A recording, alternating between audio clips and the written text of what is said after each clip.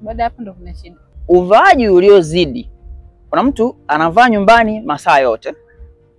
Kuna wengine pia mpaka wanalala na bra. Hiyo ni tatizo. Sio kwamba inasababisha saratani. Inakuwa tatizo kwa maana hii, viungo vya binadamu vimetengenezwa kufanya kazi.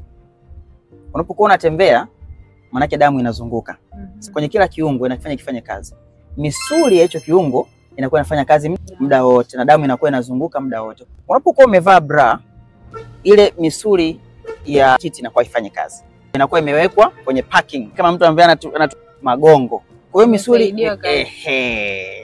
inakuwa inasaidiwa kazi muda huo. Kwa hiyo unapokuwa umevaa muda mrefu inamaanisha kwamba ile misuli inakuwa inasaidiwa kazi muda wote. Kwa hiyo inakuwa haifanyi kazi yake ya kutanuka na kusinyana kufanya kazi kama misuli muda wote. Inakuwa imesaidiwa kazi. Mwisho wa siku inaweza kalema kama inakuwa imeshazoeshwa kufanyishwa hivyo mara zote. Kwa hivyo unapokuwa unaitengenezea balance ya kwamba kuna muda ninavaa, kuna muda nimetoa, unakuwa umeitengenezea balance nzuri ambayo misuli inakuwa kuna muda inafanya kazi, kuna muda inafaa ifanye kazi. Inakuwa ni balance nzuri. Ukivaa muda wote unailemaza. Na ukiilemaza sasa usiku unakuta usivae na yenyewe inafanyaje? Nachoka.